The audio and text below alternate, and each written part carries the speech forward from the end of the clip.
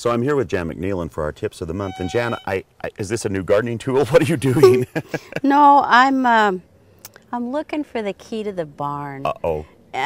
Where all the gardening tools are locked in.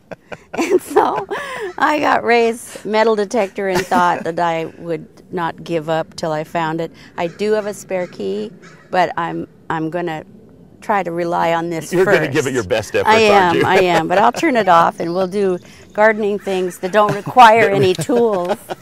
So what do you have on your list this month for us? This month I thought we'd talk a little bit about tomatoes. This is a indeterminate tomato. It's a German heirloom, which means it's going to get as big as it wants to get. And this is a determinate tomato, meaning it's only going to get so big. This one happens to be a patio tomato, but that's also a determinate tomato. And noticeably different in size, too. Yeah, the size is determined. This, it can maybe going to go 7 feet, I don't know. Yeah. So you could do some pruning back of some of this and take some of the growth out in the crotch.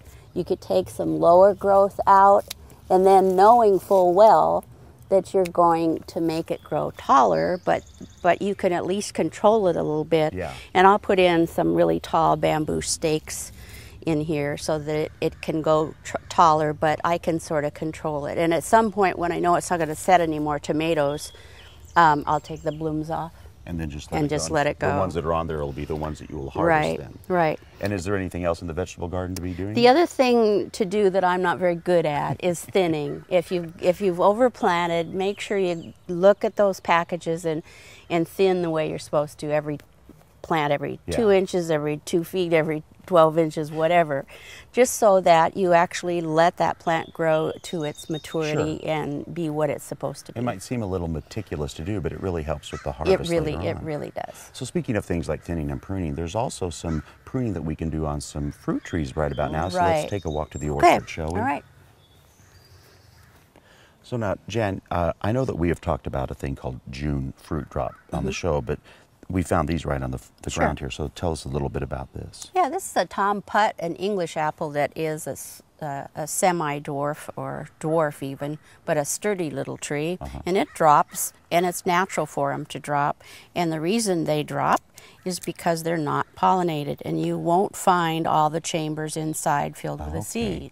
So that it's natural for the tree to let them go. Yeah, because they're not going to spend energy. Right. But you also could, if you wanted bigger apples, you can go through, here's one that's that isn't pollinated, but I could also, if I want one of these apples to be bigger, I could take that off. So you could ideally, even on one tree, you could do partial, like for the bigger, like eating apples, and then the others you're going to can or cook with, you can leave smaller. Aspelia apples would be the same way. They'll drop. It's an apple tree. Okay. So. Now, what about the pruning on these? Well, you can do some summer pruning, and a lot of people wait until everything is dropped its leaves. But in summer, you don't get that growth response. So you aren't going to get a lot of suckers if you do some summer pruning.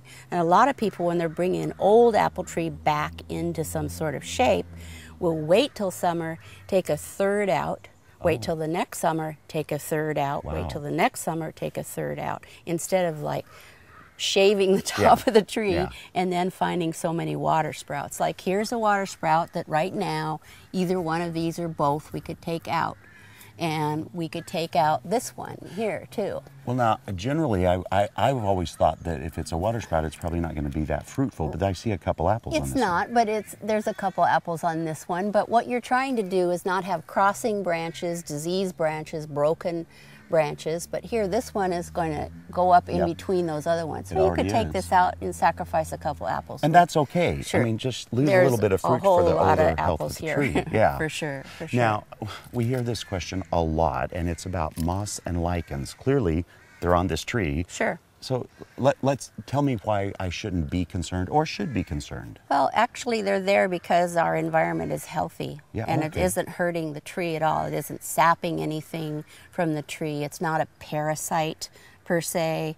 It just, that's the surface that it lives on, and it isn't going to do anything. This is there's lots of different kinds and colors and shapes and sizes of lichens and mosses. So really, but at this point, unless a a moss actually completely engulfed the tree, then it might be an issue, but at that point, it's just that the tree isn't very good anyway. Yeah, exactly. But this is perfectly normal on any tree trunk that we have around. Well, it's always fun coming out and visiting with you, Jan, because you give us so much great information, just like you have this time. Thank All right, you so we'll much. see you next month. All right. All right.